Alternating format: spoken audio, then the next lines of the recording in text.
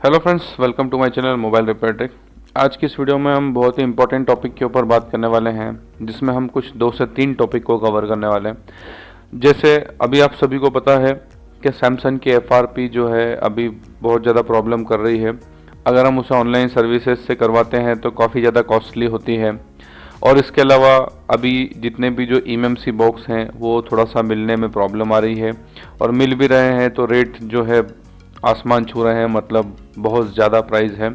पहली बात तो अभी EasyJet UEFI जैसे बॉक्स अभी मिल ही नहीं रहे हैं, और बाकी बॉक्सेस का भी थोड़ा शॉर्टेज चल रहा है। तो इस वजह से दो सबसे बड़ी प्रॉब्लम आ रही है कि जितने भी जो ऑनलाइन वाले हैंडसेट है जिन्हें अनलॉक करने के लिए ईएमसी बॉक्स की ज़रूरत होती है, तो वो अभी मार्केट में अवेलेबल नहीं है। उसके अलावा सैमसंग की एफआरपी जो कि काफ़ी महंगी हो गई है। तो इस वीडियो में हम इन दोनों ही टॉपिक को कवर करने वाले हैं, जिसमें आप कम से कम खर्चे के अंदर इन दोनों कामों को कैसे कर सकते हैं। सब्सक्राइब कीजिए हमारे यूट्यूब चैनल को और बेल आइकन को प्रेस कीजिए हमारे लेटेस्ट वीडियो के नोटिफिकेशन के लिए। और देखिए फ्रेंड्स, जितने भी ऐसे टेक्नीशियन जिनके पास अभी EasyJet या UEFI बॉक्स अवेलेबल नहीं है, तो उनके साथ सबसे बड़ी प्रॉब्लम होती है कि ओप्पो, रियलमी जैसे हैंडसेट को हम कैसे अनलॉक करें बिना एमएमसी बॉक्स के, या फिर जितने भी जो सैमसंग के फ़ोन अनलॉकिंग के लिए आते हैं उन्हें हम किस तरह से करें, क्योंकि अभी ऐसा कोई टूल नहीं है जो कम प्राइस में सैमसंग की एफआरपी को अनलॉक कर रहा हो। तो ये दो सबसे बड़ी प्रॉब्लम है। इन दोनों ही प्रॉब्लम के लिए एक बहुत ही सस्ता और आसान तरीका हम आपको बता रहे हैं। हमने और हमारी टीम ने बहुत ही मेहनत करके इस तरह से 2 ISP एडाप्टर बनाए थे, जिनके ऊपर हम पहले भी बहुत बार वीडियोस बना चुके थे। लेकिन स्पेशली आज हम इनके ऊपर वीडियोस इसलिए बना रहे हैं क्योंकि जितने भी डाउट्स आपके इन एडाप्टर को लेकर के हैं उसके ऊपर हम बात करेंगे, और इन्हीं से हम जो दूसरी दो प्रॉब्लम सैमसंग की एफआरपी और जो रियलमी वाली अनलॉकिंग जिनके पास ईएमसी बॉक्स नहीं है उसके ऊपर बात करने वाले हैं। देखिए, सबसे पहले हम इन दोनों एडाप्टर के बारे में बता देते हैं जो हमारी टीम ने और हमने बहुत ही मेहनत के बाद इन्हें बनाया है। तो इन एडाप्टर की जो खासियत है सबसे पहले उसके ऊपर हम बात कर लेते हैं। देखिए, जिन भी टेक्नीशियन भाइयों ने UEFI लाइट टूल को परचेज किया है इस एडाप्टर के साथ में, तो उन लोगों को मैं बता दूं कि ये जो ISP एडाप्टर है UEFI बॉक्स का V2, ये इस UEFI लाइट टूल के लिए नहीं है। ये सिर्फ BGA एडाप्टर के लिए होता है, जिसमें कि हम eMMC को कनेक्ट करके जो यूज़र एरिया जिसका साइज़ बड़ा होता है उसको हम इससे बहुत ही ईजिली 3.0 पोर्ट में कनेक्ट करके रीड कर सकते हैं। लेकिन जो हमने और हमारी टीम ने ये एडाप्टर बनाए हैं, इस एडाप्टर की मदद से आप किसी भी फ़ोन को जो है इस UEFI लाइट टूल के अंदर कनेक्ट कर सकते हैं। और जो हमारा V1 एडाप्टर है, ये V1 है और ये V2 है। V1 एडाप्टर में ओनली 4 ISP पिन कनेक्शन है, और V2 के अंदर जो है 6 है। और जो V2 है वो स्पेशली सैमसंग के लिए है, और जो V1 है वो बाकी जितने ब्रांड्स है ओप्पो, शाओमी, रियलमी, वीवो, इस तरह से बाकी सारी ब्रांड्स के लिए हैं। और देखिए, ये हमारे दोनों ही एडाप्टर दोनों ही डिवाइसेस मतलब UEFI बॉक्स में भी वर्क करता है, और जो UEFI लाइट टूल है इसमें भी वर्क करता है। ये दोनों में ही वर्क करता है। अब देखिए, इसमें हम आपको कुछ हैंडसेट सैमसंग के कनेक्ट करके भी बताते हैं। देखिए, सबसे पहले मैं आपको क्लियर बता देता हूं कि जो हमारे दोनों ही एडाप्टर हैं, ये दोनों ही एडाप्टर UEFI लाइट टूल में भी वर्क करता है और UEFI बॉक्स में भी वर्क करता है। लेकिन जितने भी जो ऐसे व्यूअर जिन्होंने सिर्फ ISP टूल ले रखा है और उनके पास कोई बॉक्स नहीं है, तो आप इन एडाप्टर से सैमसंग की एफआरपी को भी खोल सकते हैं और ओप्पो, रियलमी को भी अनलॉक कर सकते हैं। सैमसंग की एफआरपी करने के लिए या सैमसंग के जो जब हम ISP एडाप्टर से इस एडाप्टर में जब हम किसी सैमसंग को कनेक्ट करते हैं तो उसमें हमें मोस्टली CMD का एरर आता है, eMMC हमारी कनेक्ट नहीं होती है, या बहुत सी बार eMMC कनेक्ट होती है, eMMC का वर्जन CID नंबर आता है, देन उसके बाद में एरर आ जाता है। तो उसके लिए आप इस V2 एडाप्टर को यूज़ कर सकते हैं UEFI बॉक्स में भी। और जितने भी ऐसे टेक्नीशियंस हैं जिनको सैमसंग की सिर्फ एफआरपी अनलॉक करना है, तो आप इस एडाप्टर के थ्रू इस UEFI लाइट टूल से इजीली अनलॉक कर सकते हैं। और देखिए फ्रेंड्स, इन एडाप्टर की खासियत ये होती है कि जब भी आप किसी फ़ोन को ISP जंपर करते हैं, तो जब तक आप ISP जंपर डिस्कनेक्ट नहीं करते हैं जब तक हमारा हैंडसेट ऑन नहीं होता है। लेकिन इस एडाप्टर की खासियत ये होती है कि इसमें आप यहाँ से इनकी हेडर पिन को जो है हटा करके जंपर उसमें लगे रहेंगे और आप हैंडसेट को चेक कर सकते हैं। क्योंकि बहुत सी बार ऐसा होता है जब भी हम अनलॉकिंग करते हैं या eMMC का कोई वर्क करते हैं, बहुत सी बार कुछ इश्यूज आ जाते हैं जिसके लिए हमें दोबारा से eMMC को कनेक्ट करना होता है।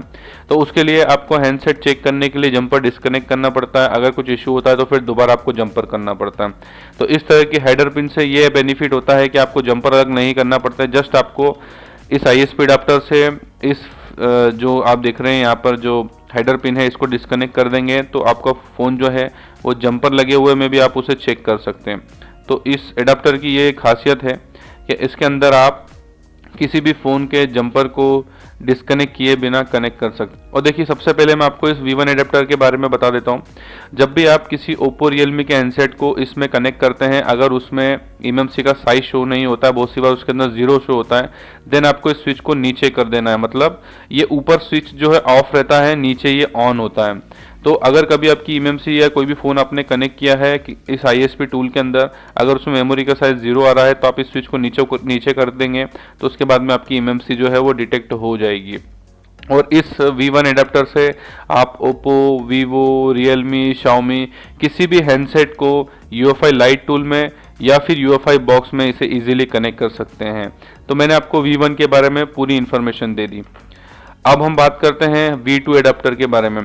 देखिए V2 एडाप्टर में हमने यहाँ पर इसके अंदर भी हेडर पिंस का ऑप्शन दिया हुआ है और यहाँ पर 3 स्विच है। इन तीनों स्विचों का जो काम होता है वो स्पेशली सैमसंग के फ़ोन के लिए होता है। सैमसंग के फ़ोन क्योंकि ISP से कनेक्ट होने में बहुत ज़्यादा इशू करते हैं, तो उसके लिए आप इसके अंदर जो स्विच देख रहे हैं 1 2 3 इसके अंदर स्विच है। देखिए इसके अंदर 4 स्विच भी है पर वो हमने कट किया हुआ है क्योंकि 4 स्विच का कोई वर्क नहीं है, यहाँ पर ओनली 3 स्विच का वर्क है। तो जब भी आप किसी सैमसंग के हैंडसेट को ISP जंपर से कनेक्ट करते हैं, अगर उसमें कोई इशू आता है तो सबसे पहले आपको फर्स्ट स्विच को ऑन करना है और अगर उसके बाद भी प्रॉब्लम आता है तो सेकंड स्विच को ऑन कर देना है। अगर उसके बाद में भी इशू आता है तो थर्ड स्विच को ऑन कर देना है। उसके बाद में 101% आपका जो सैमसंग का फ़ोन है वो इसके अंदर इजीली कनेक्ट हो जाएगा और कोई भी इशू आपको देखने को नहीं मिलेगा। और यहाँ पर हम आपको एक सैमसंग के हैंडसेट को कनेक्ट करके भी बताने वाले हैं। देखिए जो UFI बॉक्स का UFI लाइट टूल होता है ये सबसे बढ़िया ISP टूल होता है। देखिए ISP टूल बहुत सारे हैं, जैसे UMT ISP tool, GSM ISP tool, miracle ISP tool और इसके अलावा और भी बहुत सारे ISP टूल आते हैं, लेकिन उसमें सबसे बेस्ट परफॉर्मेंस जो होती है वो UFI लाइट टूल की होती है।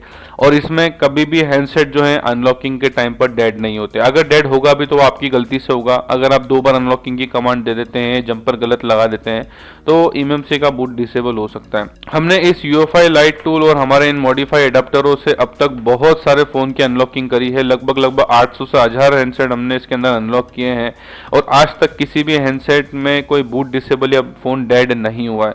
सबसे बढ़िया ISP टूल जो होता है, मतलब सबसे बेस्ट जो ISP टूल होता है वो UFI लाइट का होता है, लेकिन वो कभी भी V2 एडाप्टर के साथ वर्क नहीं करेगा। उसके लिए आपको इस तरह के मॉडिफाइड एडाप्टर लेने होंगे। और देखिए यहाँ पर हम आपको एक सैमसंग के फ़ोन को कनेक्ट करके भी बताने वाले हैं, जिससे कि आप किसी भी सैमसंग के फ़ोन को ISP जंपर करके उसकी अनलॉकिंग कर सकते हैं। यहाँ पर देखिए हमने एक हेडर पिन जो है वो ऑलरेडी कनेक्ट किया हुआ है और मैं लाइव आपको यहाँ पर eMMC कनेक्ट करके बताने वाला हूँ, क्योंकि यहाँ पर हमने एक एडाप्टर पर जंपर किया हुआ है, फीमेल एडाप्टर पर, हेडर पिन पर, तो इसलिए मैं इसको यहाँ से हटा देता हूँ। और देखिए यहाँ पर हम इस एडाप्टर को इसमें कनेक्ट कर देंगे। देखिए हमने यहाँ पर इस एडाप्टर को UFI लाइट टूल में कनेक्ट कर दिया है और देखिए अब हम इस हेडर पिन को इस में कनेक्ट कर रहे हैं। कनेक्ट करने के बाद देखिए यहाँ पर हमें स्विच को प्रेस करना है। देखिए स्विच प्रेस करते से आप देखेंगे यहाँ पर लाइट ब्लिंक होने लगी है और देखिए यहाँ पर हमारी eMMC जो है कनेक्ट हो चुकी है। इसको हम आपको डिवाइस मैनेजर में भी बता देंगे। ये देखिए डिवाइस मैनेजर में जो है हमारा UFI लाइट टूल यहाँ पर आ रहा है। हम राइट क्लिक करेंगे, प्रॉपर्टीज पे क्लिक करेंगे। देखिए यहाँ पर हम जाएंगे वॉल्यूम में और यहाँ पे देखिए पॉपुलेट पे क्लिक करेंगे। देखिए आप देख सकते हैं यहाँ पर कैपेसिटी जो है 7456 मतलब 8 GB की eMMC जो है वो शो हो चुकी है। और इस UFI लाइट टूल के साथ में इस ISP एडाप्टर को आप यूज़ करते हैं तो किसी भी आप उसमें ISP टूल में यूज़ कर सकते हैं। देखिए वैसे तो USB ISP टूल जितने भी होते हैं वो सभी में सपोर्टेड होते हैं, मतलब आपका ISP टूल कोई सा भी हो आप उसे किसी भी ISP टूल के सॉफ्टवेयर में यूज़ कर सकते हैं। तो देखिए यहाँ पर हम आपको इस eMMC को सैमसंग के फ़ोन को जो है कनेक्ट करके दिखा रहे हैं और देखिए यहाँ पे रीड डिवाइस इन्फॉर्मेशन पर टिक है। देखिए यहाँ पर जो हमारा सैमसंग का फ़ोन है वो कनेक्ट हो चुका है।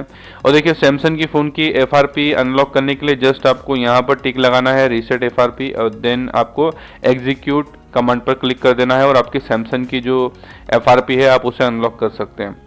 और देखिए इसमें आप किसी भी सैमसंग के फ़ोन जो eMMC बेस्ड, देखिए यूएफएस वाले को आप आईएसपी नहीं कर सकते क्योंकि उसकी प्रोसेस अलग होती है।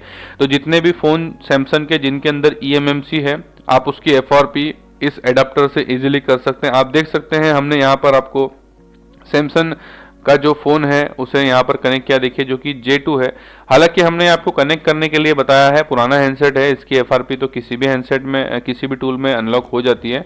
लेकिन आपको बताने के लिए कि देखिए हमने यहाँ पर कोई यूएसबी केबल भी नहीं लगाया हुआ, ये देखिए इस हैंडसेट के अंदर हमने कोई यूएसबी केबल भी नहीं लगाया, ओनली 6 जंपर हैं इसके अंदर और हमने इसे कनेक्ट किया। अगर हम VCC के जंपर कनेक्ट नहीं करते तो यहाँ पर यूएसबी केबल लगाना होती, लेकिन आप देख सकते हैं हमने यहाँ पर किसी भी तरह से कोई यूएसबी केबल कनेक्ट नहीं किया हुआ है और हमारी eMMC जो है वो इस UEFI लाइट टूल, मतलब जो हमारा सैमसंग का फ़ोन है वो हमारे UEFI लाइट टूल में कनेक्ट हो गया है इस एडाप्टर की मदद से। तो आपने देखा किस तरह से हमने इसको कनेक्ट किया है। मैं एक बार और आपको यहाँ पर इसे डिस्कनेक्ट करके दोबारा से कनेक्ट करके बताऊंगा। देखिए यहाँ पर हमने हमारे फ़ोन को डिस्कनेक्ट कर दिया है। देखिए UEFI लाइट को मैं रीसेट कर देता हूँ। अभी यहाँ पर देखिए UEFI लाइट टूल जो है उस पर लाइट नहीं आ रही है। और देखिए जब भी आप किसी हैंडसेट को UEFI लाइट से कनेक्ट करते हैं तो कनेक्ट करने के बाद में आपको यहाँ पर रीसेट स्विच को प्रेस करना होता है। देखिए स्विच प्रेस करते ही यहाँ पर UEFI लाइट टूल में लाइट ब्लिंक होने लगी, क्योंकि eMMC कनेक्ट होती है तभी ये ब्लू लाइट जो है ये ऑन होती है। तो हमारी eMMC कनेक्ट हो चुकी है। तो देखिए फ्रेंड्स यहाँ पर हमारा फ़ोन कनेक्ट हो गया है और दोबारा से हम आपको दिखा देते हैं यहाँ पर इसे कनेक्ट करके। ये देखिए ये हमारा फ़ोन ईजिली इसके अंदर कनेक्ट हो रहा है। आप देख सकते हैं यहाँ पर हमने कोई भी यूएसबी केबल इसके अंदर यूज़ नहीं किया हुआ है, हमने ओनली 6 जंपर इसके अंदर लगाए हैं और डायरेक्टली हमने UEFI लाइट टूल में कनेक्ट कर दिया है। तो हमारे इस मॉडिफाई एडाप्टर से आप सैमसंग की एफआरपी भी अनलॉक कर सकते हैं और आप ओप्पो रियलमी की भी अनलॉकिंग कर सकते हैं। और देखिए फ्रेंड्स GSM ISP टूल जो है ये बहुत ही सस्ता है और ये सबसे अच्छा सॉफ्टवेयर है ISP अनलॉकिंग के लिए। बहुत सी बार ऐसा होता है कि हमें ISP सॉफ्टवेयर के लिए एक्टिवेशन लेना होता है, जैसे UMT का जो डोंगल होता है उसमें eMMC के सॉफ्टवेयर के लिए हमें एक्टिवेशन लेना होता है। और इसके अलावा जितने भी जो बाकी टूल्स हैं उसमें हमें eMMC सॉफ्टवेयर का एक्टिवेशन लेना होता है। तो जो GSM ISP टूल है ये बहुत ही सस्ता है और इसके लिए किसी भी तरह की कोई डोंगल की रिक्वायरमेंट नहीं होती है।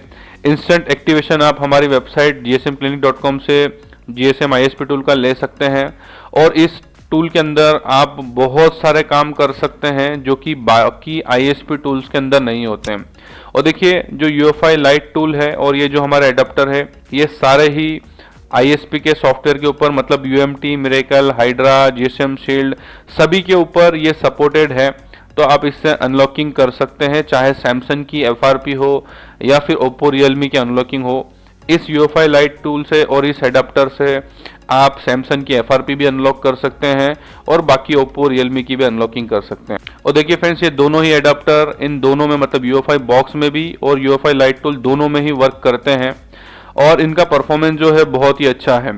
जो सैमसंग में और बाकी हैंडसेट में जो CMD एरर आता है, बहुत सी बार सैमसंग के अलावा और भी बहुत सी eMMCs हैं जिनको कनेक्ट करने पर उसमें CMD एरर आता है या फिर CSD CID नंबर आने के बाद में eMMC की कोई इन्फॉर्मेशन नहीं आती, वहाँ पर भी आप इस एडाप्टर को यूज़ कर सकते हैं। और इस एडाप्टर को हमने और हमारी टीम ने बहुत ही रिसर्च के बाद बनाया है और इसका परफॉर्मेंस बहुत ही ज़बरदस्त है। तो फ्रेंड्स जिन भी लोगों के पास अभी eMMC बॉक्स नहीं है या वो परचेज भी करना चाहते हैं तो वो परचेज नहीं कर सकते क्योंकि अभी वो मार्केट में अवेलेबल नहीं है। तो इन ISP एडाप्टर से और इस UEFI लाइट टूल से आप सैमसंग की एफआरपी को भी अनलॉक कर सकते हैं और ओप्पो रियलमी जैसे जितने भी जो ऑनलाइन वाले हैंडसेट हैं उन्हें भी अनलॉक कर सकते हैं। और इन दोनों ही एडाप्टर को और इस UEFI लाइट को परचेस करने के लिए आप हमारा ऑनलाइन स्टोर GSM क्लिनिक पर जाकर के इन्हें बाय कर सकते हैं और इस वीडियो के डिस्क्रिप्शन में भी हमने इनके लिंक को दिया हुआ है जिसके थ्रू आप डायरेक्टली इन्हें परचेस कर सकते हैं या फिर आप हमारे व्हाट्सएप नंबर पर भी कॉन्टेक्ट करके इन्हें बाय कर सकते हैं। उम्मीद करता हूँ इस वीडियो से आपकी सैमसंग एफआरपी अनलॉकिंग और जितने भी जो ऐसे टेक्नीशियंस भाई हैं जिनके पास अभी eMMC बॉक्स नहीं है और अभी वो परचेस नहीं कर सकते क्योंकि स्टॉक नहीं है, तो आप इन एडाप्टर से इनकी अनलॉकिंग कर सकते हैं विदाउट एनी इश्यूज। वीडियो अच्छा लगा तो लाइक कीजिए, हमारे चैनल को सब्सक्राइब कीजिए क्योंकि इस तरह की नॉलेजेबल वीडियोस हम हमारे व्यूअर्स के लिए बनाते रहते हैं। Thanks for watching.